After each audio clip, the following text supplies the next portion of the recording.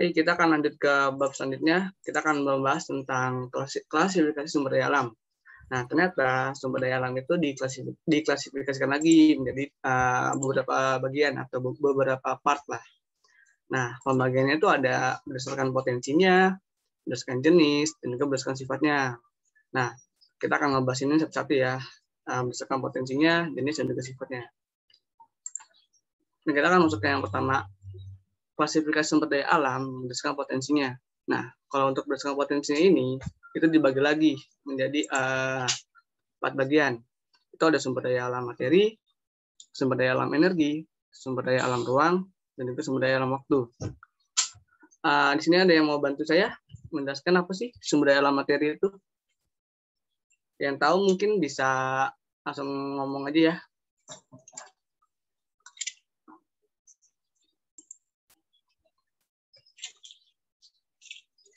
Saya boleh, Kak? Ya, silakan. Kalau menurut saya, sumber daya alam materi adalah sumber daya alam yang dimanfaatkan dalam bentuk fisiknya. Kayak misalnya tuh ada batu, kayu, emas, sama besi. Begitu, Kak. Oke. Ada lagi yang lain? Masih sama tentang yang sumber daya alam materi dulu aja. Saya ada salah. Siapa nih? Inilah, Kak. Oh, oke, silakan. Menurut saya sumber daya alam materi itu sumber daya alam yang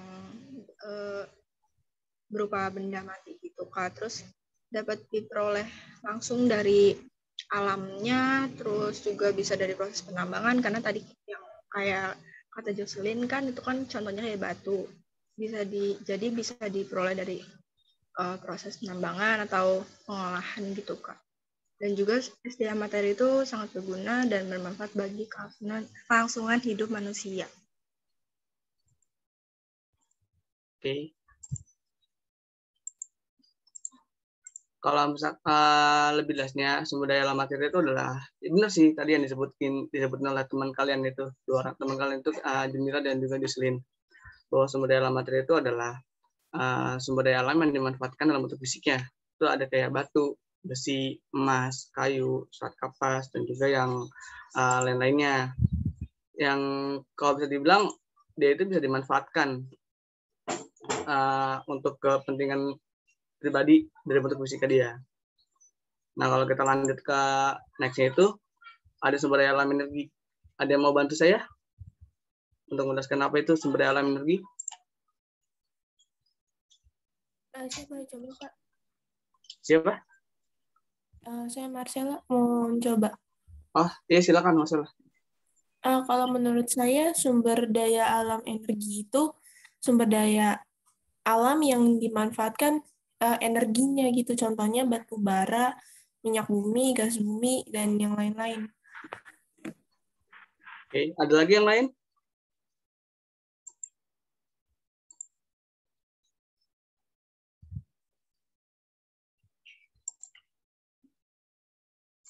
Nggak ada? Oke, benar apa yang dibilang oleh Mas tadi, bahwa sumber daya alam energi adalah sumber daya alam yang dimanfaatkan itu dari energinya. Contohnya itu ada batu bara, minyak bumi, gas bumi, air terjun, sinar matahari, pasang surut air laut, kincir angin, dan banyak lagi sebagainya. Nah, manusia itu menggunakan energi ini tuh biasanya untuk memasak, menggerakkan mesin, atau mengalirkan listrik ke daerah-daerah yang lebih jauh, kayak misalkan PLTA, tenaga air, atau PLTU, uap, dan sebagainya. Mereka menggunakan semua untuk menghasilkan energi yang bisa dimanfaatkan oleh manusia. Nah, kalau yang ketiga, sumber daya alam ruang, ada yang mau coba jelasin? Saya boleh, Kak? Boleh, Alisa?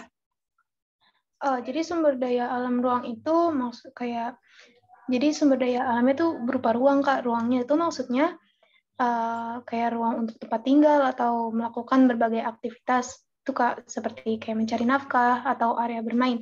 Contohnya itu kayak tanah. Oke. Ada lagi yang lain?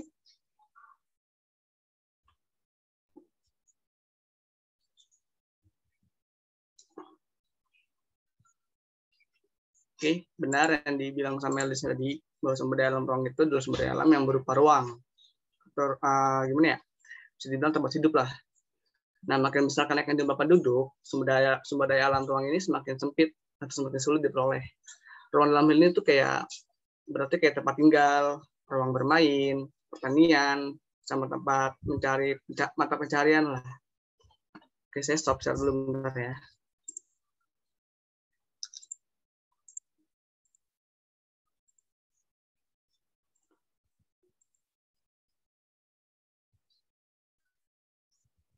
Kalian bisa lihat di BPS ini, untuk tahun 2018, 19, dan 2020, kita langsung fokus ke jumlahnya dia.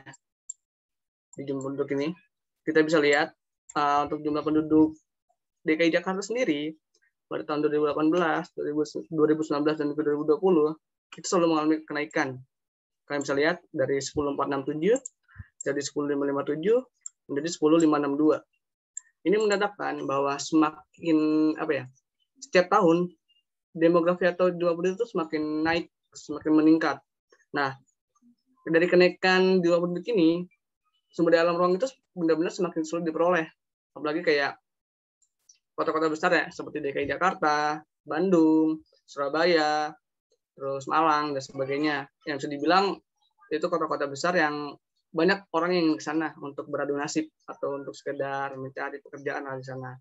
Nah, bisa dibilang kenaikan ini benar-benar sangat berpengaruh terhadap sumber daya alam ruang yang tersedia di tempat kita tinggal sekarang. Makanya kita dituntut untuk memiliki skill ataupun kelebihan lah agar kita mempunyai daya saing saat nanti kita udah mulai terjun ke dunia pekerjaan, agar kita bisa mendapatkan sumber daya alam ruang kita sendiri untuk kita sendiri.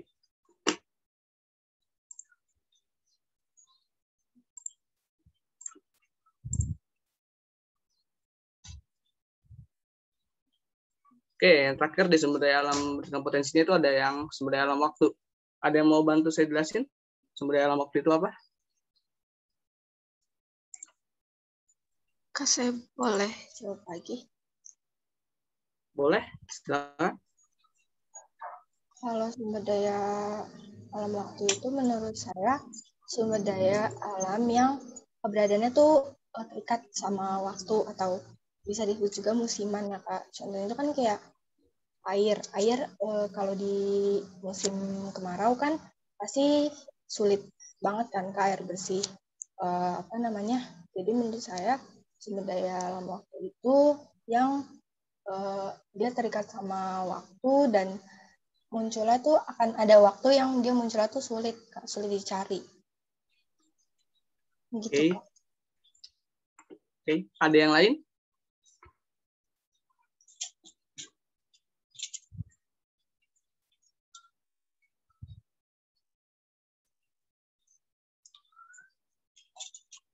Oke, jadi sumber daya alam waktu itu kayak sulit dibayangkan bahwa waktu merupakan sumber daya alam kan, kayak apa sih sumber daya alam waktu? Emang ada ya? Kok waktu bisa dikatakan sebagai sumber daya alam? Nah, emang sih sulit dibayangkan kalau waktu itu ada sumber daya alam. Tapi sebagai sumber daya alam, waktu itu terdiri dari dia tuh nggak berdiri sendiri, melainkan juga terikat pada pemanfaatannya. Kayak contohnya tadi yang disebutkan sama Junila ya, kayak misalkan air itu benar-benar sulit didapat atau dicari kalau misalkan musim kemarau.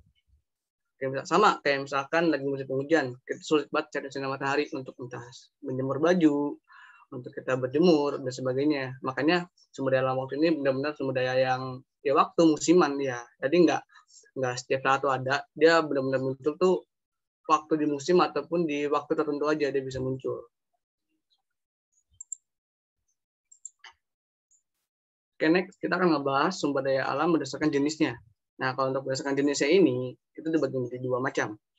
Ada sumber daya alam hayati atau makhluk hidup, dan juga sumber daya alam non hayati atau benda mati. Ada yang mau bantu saya jelasin sumber daya alam hayati itu apa sih? Siapa aja boleh kok. Mau yang Saya, tadi Kak. udah. Siapa ini? Nurdiani. Oh ya, silakan. Menurut saya, sumber daya alam hayati itu merupakan sumber daya alam yang berupa makhluk hidup. Kalau tumbuh-tumbuhan disebut sumber daya alam nabati, kalau hewan disebut sumber daya alam hewani. Contohnya hewan, tumbuhan, terus manusia, terus ada mikroba. Oke. Ada lagi yang lain yang mau coba mendeskripsikan sumber daya alam hayat itu apa sih? Nggak usah takut salah ya. Nggak apa, jawab aja dulu. Nanti kita diskusiin bareng-bareng. Buat pembelajaran juga buat semuanya.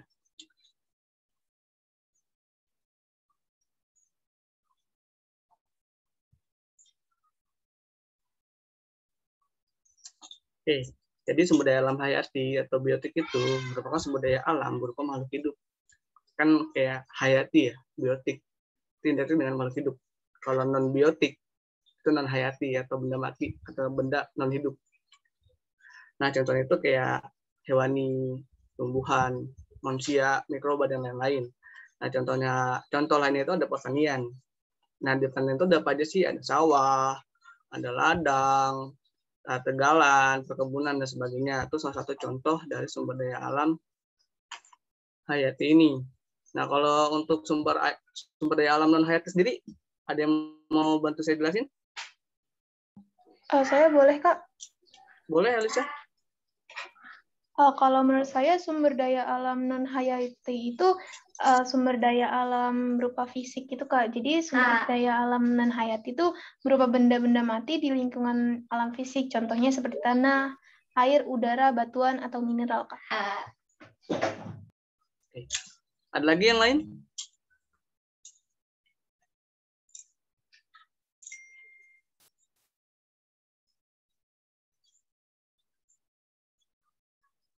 Oke, benar tadi yang dijelaskan oleh teman kalian Alisa bahwa sumber daya alam non hayati itu adalah sumber daya alam fisik. Fisik. Nah, contohnya itu kayak sumber daya alam yang benda-benda mati dia beda sama biotik ya. Kalau biotik kan dia kayak makanan biotik ini dia benda mati, udara, ada bahan tambang dan sebagainya juga. Nah, itu salah satu contoh dari sumber daya alam non hayati itu sendiri. Nah, ini kalau saya dijelasinnya kecepatan atau ada yang kelewat atau saya agak kurang jelas suaranya, langsung ngomong aja ya. Kayak maaf Kak, tadi suaranya terputus atau suaranya terlalu cepat. Nggak apa-apa, ngomong aja supaya saya juga bisa ngerti lah apa yang kalian alami juga. Oke, next kita akan membahas sumber daya alam itu berdasarkan sifatnya. Sama kayak yang berdasarkan jenis tadi. Kalau sifat itu dibagi juga menjadi dua macam. Ada sumber daya alam yang diperbarui dan juga sumber daya alam yang nggak dapat diperbarui. Nah, ada nggak dari kalian yang menjelaskan apa sih sumber daya alam yang dapat diperbarui? Gampang kok ini.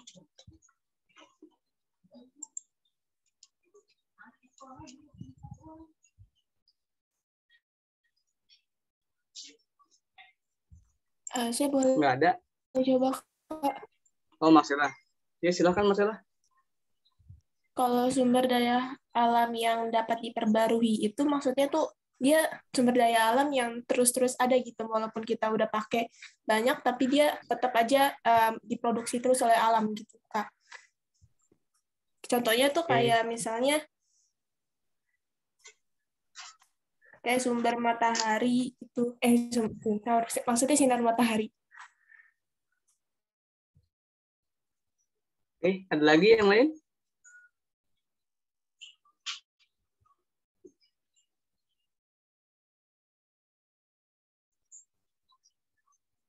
Nggak ada?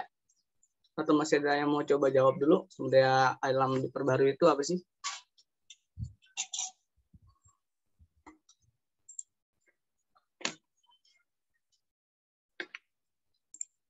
Nggak ada? Oke. Sumber daya alam yang dapat diperbarui atau renewable resource itu disebut juga kayak sumber daya alam yang mampu ada lagi. Maksudnya gimana sih Kak? Kok ada lagi kayak ya benar, contohnya kayak sinar matahari tadi. Kayak misalkan kalau pagi sampai sore lah kita masih bisa mendapatkan sinar matahari. Tapi kalau udah berganti malam, sinar matahari hilang kan. Tapi di besoknya itu akan ada lagi. Nah, itu bisa dibilang salah satu contoh sumber daya alam dapat diperbarui. Tapi dia itu membutuhkan waktu yang relatif cepat. Berlangsungnya juga nggak terlalu lama, tapi cepat dia. Nah, dengan demikian sumber daya alam ini bisa dibilang nggak bakal habis karena emang selalu ada. Nah, pembaruan bisa terjadi dengan dua jalan, yaitu reproduksi atau dengan adanya siklus. Nah, apa sih pembaruan dengan reproduksi itu? Nah, pembaruan ini terjadi pada sumber daya alam hayati, kayak hewan dan tumbuhan yang dapat berkembang biak sehingga jumlahnya akan bertambah. Kayak misalkan kalian makan telur atau makan ayam, daging sapi, daging yang lain-lain lah. Itu kan kayak walaupun kalian mengkonsumsinya kan hewan juga berkembang biak ya, sama kayak tumbuhan, kayak misalkan kalian makan kangkung, makan sawi, makan singkong dan sebagainya yang kalian makan, tapi kan mereka terus bertumbuh, mereka terus berkembang biak, mereka terus ada, jadi mereka tidak akan habis. Nah, itu reproduksi. Nah, contoh pembaruannya itu bisa dengan penerapan prinsip-prinsip genetika, misalnya hibridasi dan rekayasa genetika. Sumber daya alam ini dapat ditingkatkan keanekaragamannya, misalkan kayak gimana ya, ikan ikanan deh, kayak lele. Kalau kalian tahu lele kan dia kan ikan ya, tapi kan dia bertelur. Nah, ternyata ada caranya supaya telurnya ini gimana ya, bisa lebih banyak, dan juga dari telur yang banyak ini itu menetas semua. Nah, tapi nggak semua orang itu bisa menerapkan cara ini. Nah, kayak saya ada teman juga yang kebetulan main di dunia ikan lele ini. Jadi itu dia kalau biasanya ikan-ikan itu dikawinkan baru bisa bertelur dan dia bisa dibuahi. Tapi kalau teman saya ini gimana ya? Ikan-ikan betina yang udah mengandung telur itu akan disuntik, dibius, dan telur itu akan dikeluarkan secara paksa sih, lebih kayak dikeluarkan lebih dulu lah, diurut perutnya, dan telur itu akan ditaruh di bak yang besar atau kayak wadah yang besar. Nah, nanti telur-telur itu akan dibuahi oleh pejantan. Nah, tapi dibuahi bukan dengan cara pejantannya dimasukin ke air, tidak, tapi lebih ke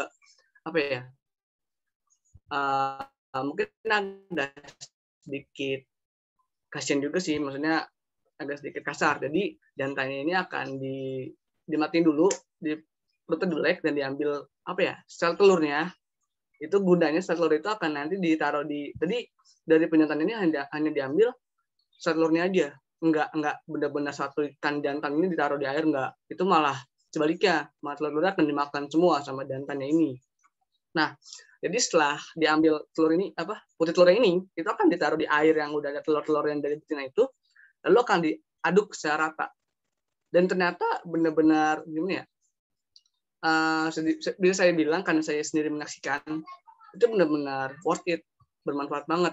Dari 2.500 telur satu indukan doang ya, satu betina doang. Itu satu betina lele itu bisa menelurkan sekitar 1.000 sampai 2.500. Tapi kalau misalkan ditetaskan secara normal, maksudnya dikawinkan terus dia melahirkan sendiri, mungkin dari 1.000 itu yang menetas hanya sekitar 4 sampai 500 ekor aja. Mungkin setengahnya doang ya. Tapi kalau misalkan dengan cara itu, tingkat kehidupannya itu lebih tinggi. Bisa dibilang itu salah satu cara untuk memperbaharui sumber daya alam dari hewan ini. Benar-benar pas dia digituin, ditunggu selama sekitar 1 bulan, itu benar-benar saya bilang saya takjub. Kok bisa orang menemukan cara seperti ini? Kayak kantung telur si pejantan ini diambil, lalu akhirnya dicampurin ke itu, kok bisa menetas? Itu benar-benar saya nggak habis pikir sih. Ternyata teman saya benar-benar kayak melakukan kayak salah, maksudnya dia mencari cara untuk kayak mengakali. Gimana caranya? Lele saya ini bisa menetas banyak sesuai dengan telur yang ada. Karena biasanya dia kalau yang saya bilang cara awal kayak cuman sekedar dikawinkan lalu bertelur akhirnya menetas, itu benar-benarnya bisa dibilang populasinya hanya setengah jumlah dari telur itu. Tapi setelah dia melaksanakan cara itu, penetasan dari telur-telur tadi yang udah dikeluarkan oleh betina tersebut. Nah, itu salah contoh pembaruan dengan reproduksi. Nah, kalau pembaruan dengan adanya siklus, beberapa sumber daya alam, misalnya air atau udara, terjadi proses yang melingkar membentuk siklus. Dengan demikian, selalu terjadi pembaruan. Nah, aktivitas manusia itu dapat menurunkan kualitas dan kuantitas sumber daya alam, seperti pencemaran udara yang akan menurunkan kualitas atmosfer bumi. Nah, penebangan hutan dapat menurunkan kualitas air tanah dan juga menyebabkan banjir. Jadi, manusia itu memiliki peranan penting lah di pembaruan dengan adanya siklus ini. Kalau misalkan kitanya tamak, kitanya rakus, yaitu alam malah semakin sengsara. Akhirnya kalau alam itu sengsara, yang akan sengsara juga manusia itu sendiri. Makanya kita nggak boleh terlalu gimana ya, ambillah secukupnya, jangan terlalu maruk, karena kan masih ada generasi berikutnya ya setelah kita. Jangan sampai mereka tidak merasakan indahnya menghirup udara bersih. Masa mereka harus bayar sih untuk udara bersih, dan juga susah mencari perhutanan atau misalkan tempat-tempat untuk ya sekedar bisa healing lah. Kan biasanya kan kalau orang-orang lelah kerja capek kan dia butuh istirahat ya, biasanya kayak mencari pelarian itu kayak ya ke hutan, kayak misalkan ke daerah-daerah yang masih lebat lah untuk menikmati alam. Dan sampai generasi setelah kita ini tidak bisa merasakan itu semua, karena itu ulah atau dampak dari yang kita lakukan ini.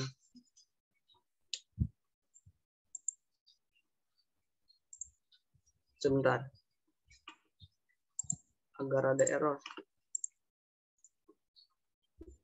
Oke, dilanjut. Nah, yang kedua, sumber daya alam yang nggak dapat diperbarui atau unrenewable resource. Ada yang mau bantu saya untuk ngejelasin apa sih sumber daya alam yang nggak dapat diperbarui itu? Ya, boleh, Kak. Boleh. Silakan, Elisa. Sumber daya alam yang tidak dapat diperbarui itu sumber daya alam yang akan habis atau tidak tersedia lagi setelah dipakai secara terus-menerus dalam waktu atau kurun waktu tertentu. Jadi sumber daya alam ini tersedia dalam jumlah yang terbatas. Contohnya itu seperti bahan bakar fosil, contohnya seperti minyak bumi, gas alam, batu bara, logam, atau enggak mineral. Oke, ada yang lain selain Elisa yang mau jawab? Saya boleh nambahin, Kak. Dinila, oke, silakan Dinila. Kayak yang tadi dijelasin sama Alicia, saya mau nambahin sumber daya yang tidak dapat diperbarui itu kan memang yang jumlah terbatas ya, Kak. Tadi Alicia udah bilang contohnya itu minyak bumi. Minyak bumi ini kan proses pembentukannya butuh waktu yang lama banget, karena bahkan sampai puluhan sampai jutaan tahun kan, Kak. Makanya sumber daya alam yang tidak dapat diperbarui ini harus digunakan secara hemat atau tidak boleh digunakan secara terus-menerus sebenarnya, karena sumber daya alam ini suatu waktu bisa habis, Kak. Apalagi kalau nggak dibudidayakan gitu, Kak. Karena kan minyak bumi itu kan harus dari fosil gitu. Oke, ada lagi yang lain?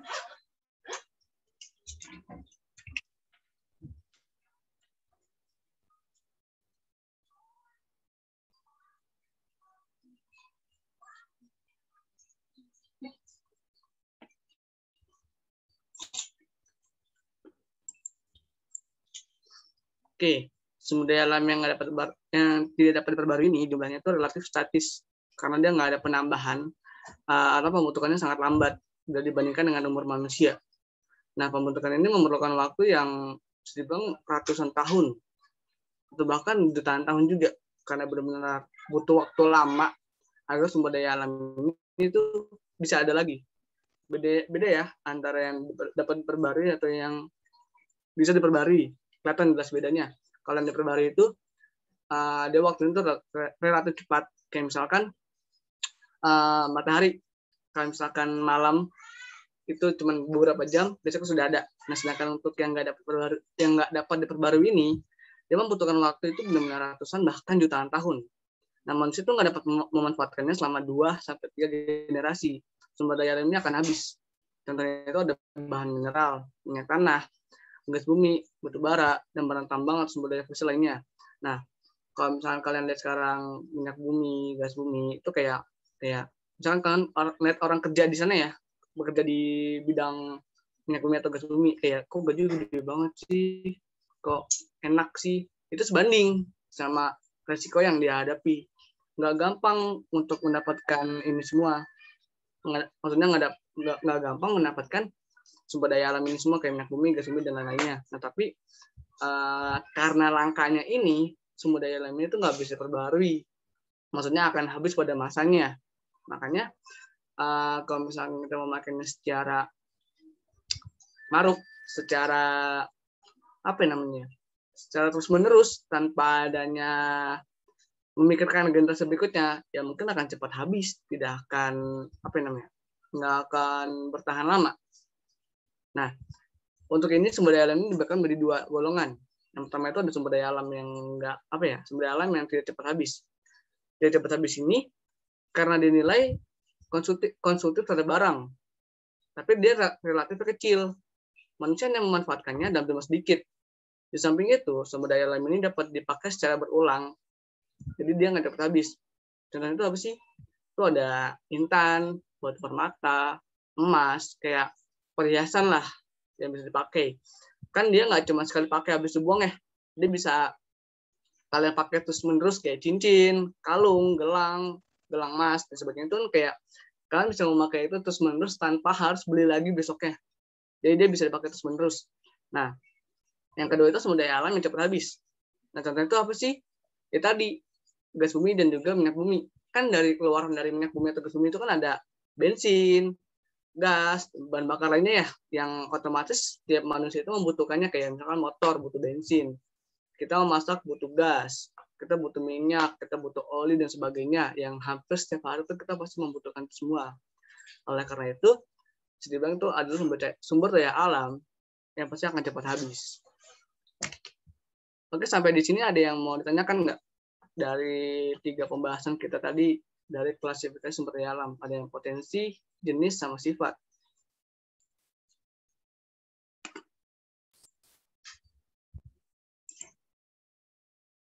Oke, kalau nggak ada, kita akan Kita akan bahas selanjutnya ya tentang sebaran dan pengelolaan sumber daya alam di Indonesia. Sebentar.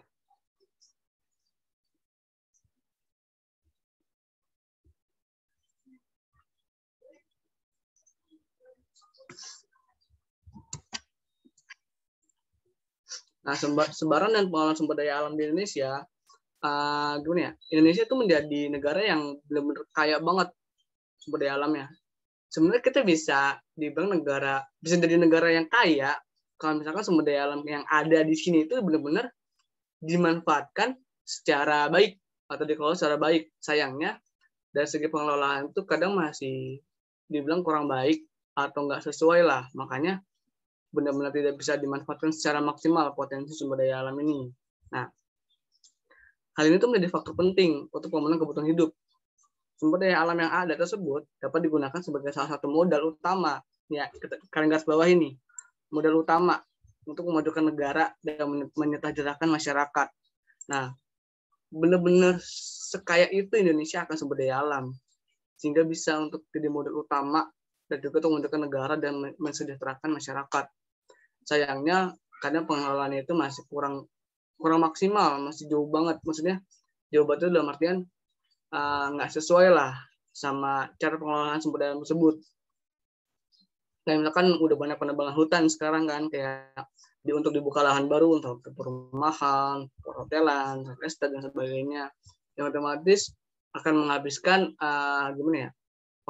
Kan bisa dibilang Indonesia itu paru-paru dunia ya dari segi hutannya, karena kan dulu benar-benar terbesar, sekarang ada di Kalimantan. Nah, sedangkan Kalimantan itu akan dijadikan sebagai ibu kota. Ya kita nggak tahu ya ke depannya gimana, semoga aja dengan pemindahannya ibu kota itu ke Kalimantan tidak mengganggu adanya hutan yang ada di sana. Maksudnya tidak ada penggusuran lahan atau tidak ada penggundulan hutan dan sebagainya, semoga tetap. ya terjaga lah keaslian dari Kalimantan, karena bisa dibilang Kalimantan itu yang benar-benar masih asli banget, masih banyak yang hutan-hutan terdapat di sana. Ya, sekalian baca sini, modal utama untuk memajukan negara. Sekaya itu loh Indonesia akan sumber daya alamnya, tapi sayang banget masih kurang dari segi pemanfaatannya dan juga pengelolaannya. Nah, potensi sumber daya alam adalah kemampuan sumber daya alam untuk dikembangkan dan berguna bagi kelangsungan hidup manusia serta penduduk Indonesia. Adapun potensi dan sebaran sumber daya alam yang dikembangkan di Indonesia adalah sumber daya alam kehutanan, pertanian, perkebunan, pertambangan, kelautan, serta pariwisata. Nah, yang pertama kita akan bahas tentang sumber daya alam kehutanan sendiri. SDA kehutanan. Indonesia memiliki beberapa jenis hutan yang sangat membantu kelangsungan hidup masyarakatnya. Gimana ya? Dengan adanya hutan tuh kalian bisa mendapatkan apa aja. Misal kayak kalian butuh kayu bakar, bisa kalian dapatkan di hutan. Air yang bersih, bisa. Apalagi tempat yang sejuk, bisa. Terus dari segi pemanfaatan buah-buahannya juga ada. Banyak sekali yang disediakan oleh hutan itu untuk kelangsungan makhluk hidup. Nah, untuk jenis itu ada, bisa lihat di sini ya, ada hutan tropis. Ini yang udah pernah kalian bahas waktu itu di bab bioma dunia. Kan udah ngebahas ini di bab bioma dunia. Nah, hutan adalah ekosistem natural yang telah mencapai keseimbangan klimaks dan merupakan komunitas tumbuhan paling besar. Potensi sumber daya alam kehutanan sangat menjanjikan, di mana berdasarkan data dari BPS tahun 2018, luas hutan Indonesia sendiri itu 102,6 juta hektar. Itu benar-benar luas hutan yang ada di Indonesia ya, keseluruhan, bukan cuma di satu tempat doang, tapi itu keseluruhan yang ada di Indonesia. Nah, selain difungsikan sebagai kawasan konservasi, hutan juga dimanfaatkan sebagai hutan produksi. Apa sih hutan produksi itu? Ada yang tahu nggak? Ada yang mau coba jawab? Apa sih hutan produksi itu?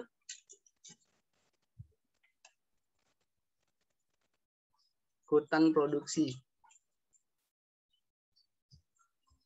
Ada yang mau bantu saya jawab?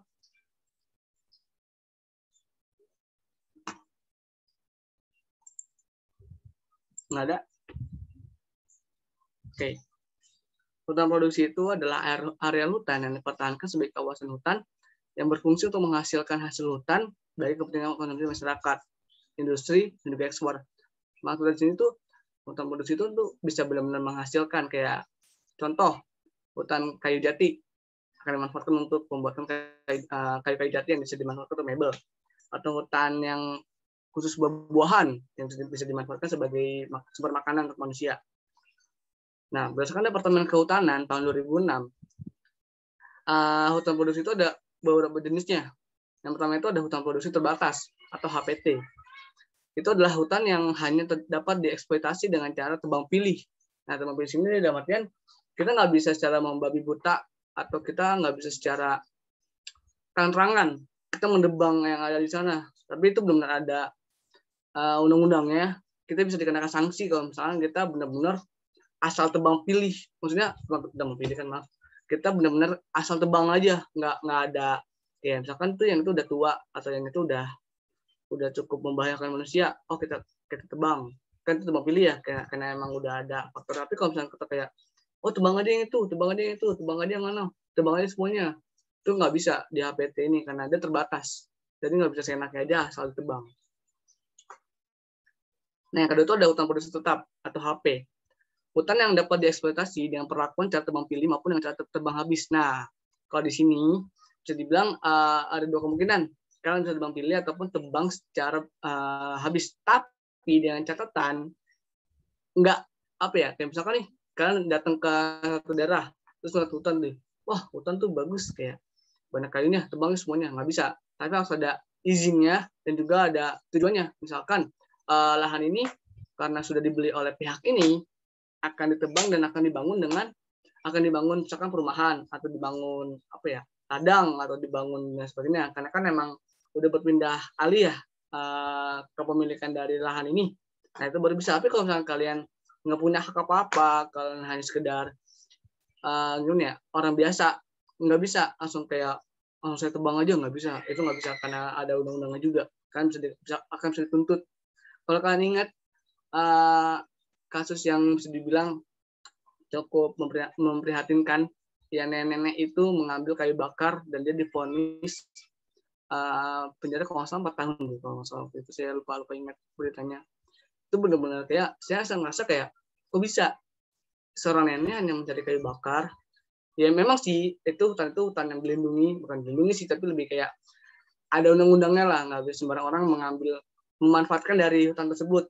Cuman kan dibandingkan sama perusahaan-perusahaan yang main asal tebang hutan yang ada di Indonesia, kenapa nenek ini lebih berat hukumannya? Sedangkan dia hanya sekedar mengambil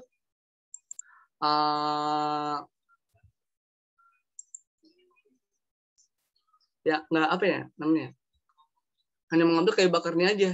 Jadi dibilang kayu bakar itu cuma segelintir dari yang ada di hutan tersebut, sedangkan yang menebang secara secara membabi buta, yang menebang secara ilegal, itu apa kabar? Hanya cuma sekedar di-up di berita, ramai sebentar, sudah hilang habis itu. Kayak udah nggak ada kabar lagi itu bagaimana perusahaan tersebut, apakah dituntut atau dia apa.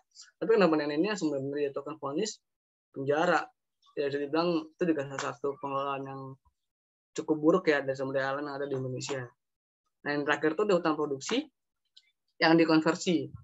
Nah, ini kawasan hutan yang secara ruang dicadangkan untuk digunakan bagi pengembangan transmigrasi, pemukiman, pertanian, dan perkebunan. Nah, jadi khusus hutan ini tuh benar-benar dimanfaatkan kalau misalkan ada sesuatu yang genting lah, sesuatu yang urgent atau sesuatu yang gimana ya, kayak misalkan kita membutuhkan tempat ruang, kayak untuk pertanian, tempat tinggal, transmigrasi, dan lain-lain. Nah, ada hutan konversi ini yang dicadangkan untuk di masa depan. Kayak misalkan butuhnya apa? Oh, untuk pertanian. Oke, kita buka lahan ini untuk pertanian. Butuhnya apa? Oke, kita butuh untuk pemukiman karena jumlah penduduk yang sudah semakin meningkat. Oke, kita akan buka lahan ini untuk pemukiman dan sebagainya. Nah, itu benar-benar udah ada pembagian sendiri dari hutan produksi ini. Nah, kawasan hutan tersebar secara merata di Indonesia, baik berfungsi sebagai hutan konservasi maupun produksi.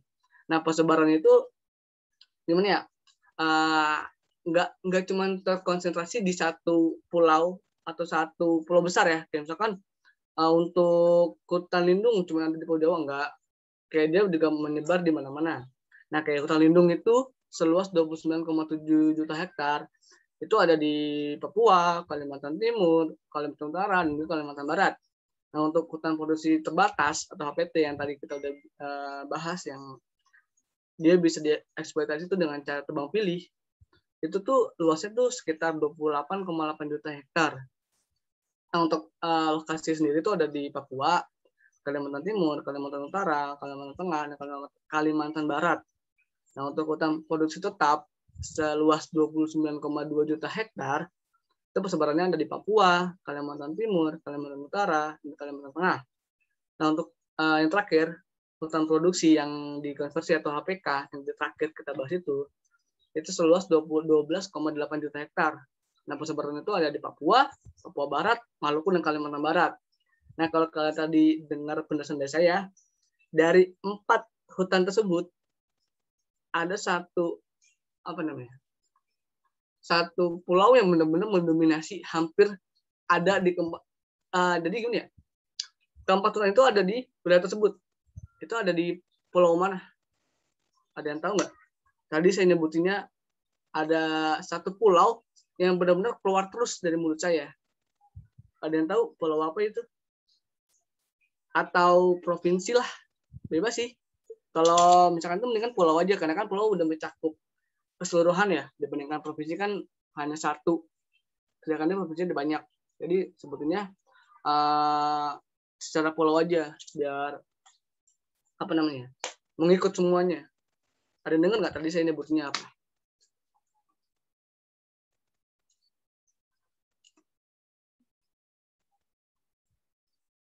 Nggak ada yang tahu?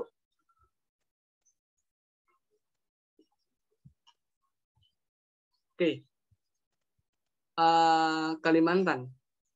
Hampir di setiap provinsi yang ada di Pulau Kalimantan itu ada semua hutan-hutan ini. Dari hutan lindung, produksi terbatas, produksi tetap, dan juga yang dikonversi. Hampir keempat ini tuh ada di Pulau Kalimantan dan tersebar di beberapa provinsinya. Itu bisa menandakan bahwa Pulau Kalimantan itu masih cukup banyak banget hutan di sana. Nah, jangan sampai dengan kepindahan ibu kota ke sana itu mengganggu persebaran dari hutan tersebut. Sayang juga kan, karena kan sekarang kalau ngeliat di Pulau Jawa tuh udah nggak terlalu banyak, paling cuma ada beberapa doang. Itu juga hutan lindung sih, kayak yang dilindungi sih, kayak Taman Baluran, taman apa lagi ya, banyak lah, tapi nggak sebanyak di Pulau Kalimantan tersebut. Kalimantan itu bisa dibilang paru-paru dunia karena dia masih banyak banget hutan di sana. Jangan sampai hutan tersebut habislah oleh orang-orang yang nggak bertanggung jawab. Nah, untuk fungsinya sendiri itu ada beberapa. Yang pertama itu ada fungsi ekonomis. SDA yang dapat memenuhi kebutuhan manusia dan menghasilkan devisa negara. Nah, dari hutan ini tuh bisa menghasilkan fungsi ekonomis juga ya. Jadi nggak cuma serta-merta kebutuhan manusia aja, tapi juga menghasilkan devisa untuk negara. Yang ada adalah fungsi klimatologis. Hutan dapat menjaga stabilitas pola iklim dunia, suhu, kelembapan, dan juga curah hujan. Nah, kayak saya bilang, kenapa disebut paru-paru dunia? Karena dengan masih banyaknya hutan itu, kita masih bisa menghirup udara yang sehat, udara yang baik, udara yang bersih. Coba kalian tinggal di daerah mana ya yang udah agak tercemar? Oh, Tanjung Priuk yang banyak banget, udah jarang ada pohon, terus juga banyak kendaraan besar kayak tronton, bis-bis besar tuh kayak polusi udara itu benar-benar kencang banget. Terus juga hutan juga udah jarang banget pohon. Kita menghirup udara tuh udara yang kotor semua yang kita hirup di sana. Makanya kayak penting banget lah peran dari hutan itu sendiri. Apalagi dari fungsi klimatologis ini. Selain itu juga bisa dilihat kan banjir di mana-mana sekarang. Kenapa itu? Ya karena udah berkurangnya resapan air. Udah nggak ada mas sekarang resapan air dari hutan-hutan tersebut. Kayak udah nggak bisa menjaga lagi kondisinya. Jadi yang harusnya tanah itu bisa menyerap air, diserap lagi oleh akar, sekarang karena udah tertutup beton, ya udah air cuman air di atasnya. Semakin deras hujan ya karena akan makin tinggi dan itu akan menyebabkan banjir juga. Nah, next itu ada fungsi edafik. Untuk menjaga kesuburan tanah, daun-daun yang gugur dan jatuh ke tanah dapat membentuk serasah dan menjadi humus sehingga menyuburkan tanah. Nah, dari fungsi edafik ini bisa kita ambil kesimpulan bahwa hutan itu juga berfungsi untuk menciptakan kesuburan dari tanah yang ada di hutan tersebut. Daun-daun yang jatuh itu akan terfermentasi dan akan berubah menjadi pupuk alami lah untuk tanah yang ada di sana. Makanya tanah itu bisa baik, bisa bagus untuk ditanami ya karena ada pupuk alami ini, dari humus ini, dia bisa subur tanahnya. Nah, yang next itu ada fungsi hidrologis. Hutan menjaga kondisi dengan stabilnya dengan air tanah. Air hujan akan diserap oleh akar pohon dan juga menjadi cadangan air tanah. Nah, kayak yang tadi saya udah bilang ya, bahwa hutan itu memiliki peranan sangat penting banget, apalagi di musim-musim hujan kayak gini nih. Kalau kalian lihat di beberapa daerah yang sering terjadi banjir yang lumayan tinggi ya, kalian bisa cek sendiri deh, seberapa banyak sih resapan air di sana, seberapa banyak sih hutan yang ada di sana. Nggak usah hutan deh, tumbuh-tumbuhan pepohonan yang ada di sana tuh ada nggak? Mungkin ada, tapi ada beberapa aja dan itu jarang. Selang-seling, bukan selang-seling sih, lebih ke misalkan di RT ini ada, sedangkan di RT itu nggak ada, atau misalkan di RW ini ada, di RW sebelahnya itu nggak ada, bener-bener padat oleh penduduk. Nah, kalau misalkan padat oleh penduduk itu, air mau kemana jalannya? Kalau misalkan nggak ada tempat untuk menampung dia, nggak ada tempat untuk menampung air dari hujan tersebut. Kan lama-lama kan namanya beton kan dia nggak bisa menyerap air ya. Yang menyerap air tuh kalau nggak tanah ya akar pohon, sedangkan akar pohon sama tanah itu udah jarang banget. Walaupun ada pun tanah, kan tanah nggak bisa langsung benar-benar menyerap semua. Dia memerlukan waktu juga untuk menyerap air yang ada. Oleh karena itu, bisa dibilang hutan dan tumbuhan itu memiliki peran penting untuk menjaga kestabilan dari iklim yang ada di sini. Apalagi sekarang udah memasuki musim-musim penghujan ya. di mana-mana hujan, udah lumayan deras juga, bahkan udah ada hujan es di Depok. Yang orang Depok udah agak mungkin jarang ada, nggak tahu ya dari Depok apa enggak di sini, karena kan Jakarta Timur lumayan jauh lah. Di Depok ada hujan es, bisa dibilang tuh cukup bahaya. Apalagi gimana ya, sekarang kan lagi musim pandemi, di mana orang-orang tuh butuh banget keluar untuk bertahan hidup, tapi lagi musim hujan kayak gini kan juga bikin mereka khawatir, bahaya juga. Makanya kalau untuk lagi ada hujan lebat, hindari dekat-dekat pohon atau baliho, karena khawatir adanya kerubuhan ataupun kejatuhan dari barang-barang tersebut. Nah, yang terakhir itu ada fungsi konservasi. Hutan akan menjaga kelestarian alam. Jika hutan ditebang, akan mengakibatkannya lahan kritis di Indonesia. Nah, ini gimana ya? Fungsinya orang tuh nggak boleh tamak kalau misalkan memanfaatkan apa yang ada di hutan. Kayak kalau emang menebang membutuhkan apa ya, kayu, membutuhkan ranting dan sebagainya, jangan lupa menanam lagi. Seenggaknya kalian memanfaatkan dan juga kalian memberikan apa namanya sebutannya, merecycle lah, mengulang lagi. Kalian mengambil, kalian menanam juga. Seenggak adil. Kalian mendapat, Allah pun juga dapat. Nggak ada namanya kayak apa namanya ya, perbedaan lah. Kalau misalkan kalian cuma menebang, kalian nggak menanam lagi, kalian nggak melakukan konservasi, kalian nggak melakukan recycle, ya udah nikmatin aja sekarang gimana, kayak udah banjir di mana-mana, panas berasa banget, udah pemanasan global juga.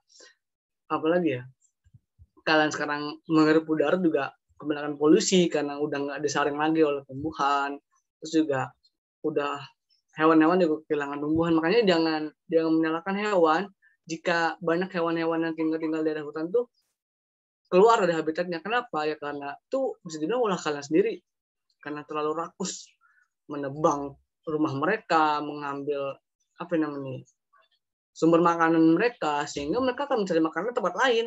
Di mana? Ya, di tempat kalian. Kayak kalian pasti pernah lihat berita kayak kawanan monyet masuk ke pemukiman, turun gunung, contohnya, atau enggak misalkan babi hutan masuk ke pemukiman warga, atau misalkan apalagi ya hewan-hewan yang kayak banyak lah. Itu karena gimana ya, tempat tinggal mereka tuh udah nggak ada, tempat tinggal misalnya makan tuh udah kurang banget, makanya mereka udah tempat lain untuk bisa bertahan hidup. Makanya tolong jangan sampai rakus, jaga alam. Kalian jaga alam akan jaga kalian juga. Semakin baik kalian kepada alam, maka alam juga akan semakin baik kepada kalian. Butuh banget nih orang-orang yang peduli akan alam. Apalagi sekarang udah bisa dibilang berkurang banget lah dari hutan-hutan yang ada di sini.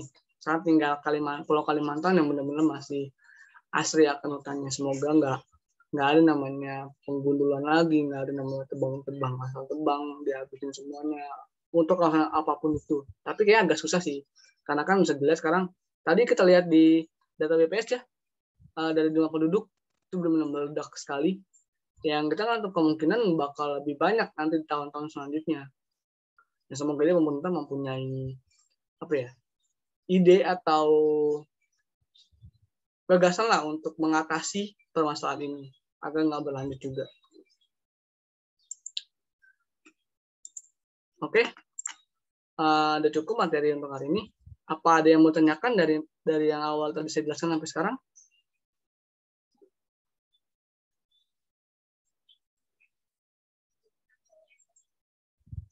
Atau udah cukup? Atau yang kurang jelas?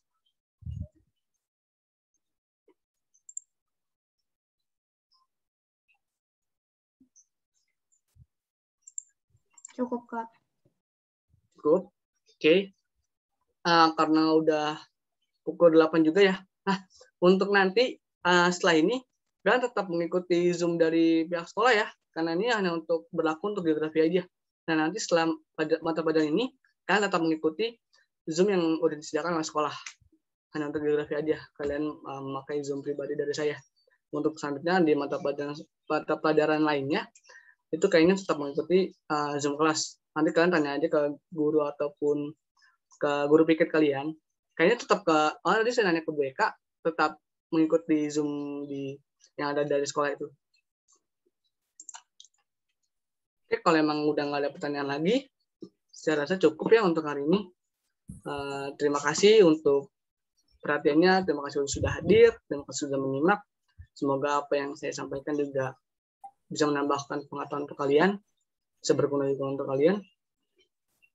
Dari Pak Ismail, apa ada yang mau disampaikan, Pak? Iya, Pak? Ya, udah cukup baik ya. Mungkin untuk yang berikutnya minta salah satu mereka untuk menjelaskan sudah di awal gitu ya. Oke, baik Pak. Ada interaksi yang lebih bagus itu. Oke. Baik Pak. Oke. Siap. Jajah Bapak ya. Oke. Apa dari Pak Aris ada yang ingin disampaikan Pak? Sudah saya WA catatannya. Oh, oke, baik Pak. Nanti saya cek WA-nya. Cukup aja. Oke, baik Pak. Dari Pak Ismail boleh cukup Pak? Cukup. Oke. Nanti kirim aja yang kehadirannya ya, kirim ke Bapak. Sama di foto nggak buat laporan. Oh, udah Pak, udah saya screenshot kok Pak. Oke, baik. Oke, terima kasih untuk yang sudah hadir hari ini. Terima kasih sudah menyimak juga. Semoga apa yang kita sama-sama pada hari ini memberikan manfaat untuk kalian juga di masa yang akan datang nanti. Oke, sebelum kita menutup pertemuan kita hari ini, ada baiknya kan kita udah awal dengan doa ya. Kita tutup juga dengan doa. Berdoa untuk menurut kepercayaan agama masing-masing dimulai.